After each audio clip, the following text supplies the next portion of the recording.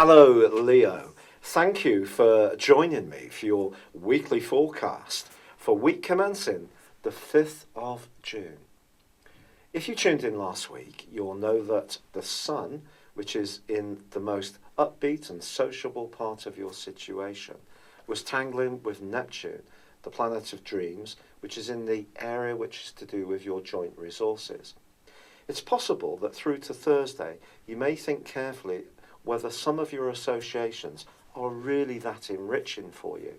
And with a full moon this week on Friday, it may be time to do something of an audit on the time you spend on different friends or interests to find out if you are using that as effectively as you could. Remember, Neptune can distort. So it's possible that there is some politics around a group that you're involved with that you find challenging. Or if you're thinking about your long-term future and you're trying to nail down a financial plan to go ahead with a project that excites you, it is going to be very important to be as factual as possible. Now, what's going to help you is that on Wednesday of this week, Mercury relocates into the sign of Gemini, which it rules. So your clarity can definitely be increased by this. But on Monday, Mars, the power planet, does move into Cancer. As you may imagine, with Mars being the ruler of Aries and being very much to do with fire, its location in the sign of Cancer is not quite so sweet. It's known as being in full. And here over the next 6 weeks, your emotions could get ploughed up in quite a choppy way. If there are any past issues in your situation, and especially hurts and angers, they may need to come up to the surface and be revisited, sorted out, looked at as the person you are now, not when these events may have occurred. At times you could feel quite emotional. But also on Tuesday, Venus is relocating as well. But this returns to one of its 2 home zones of Taurus. Now for you, actually, this can be superb because your natural ability to cultivate very good relationships through your charisma and your leadership suggests that your natural diplomacy and charm can really help you over the next 28 days to build up some important and influential contacts.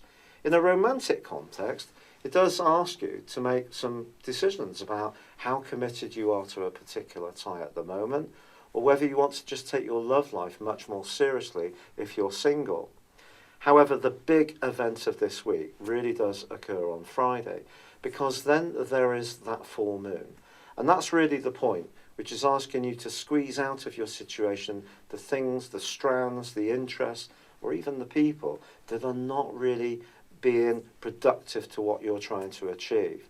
But wonderfully, the ruler of Sagittarius, Jupiter, which has been tracking backwards in your sector of everyday communication, and anything to do with your locality or your neighbours, this is going to start to go forwards, and that's something to really celebrate.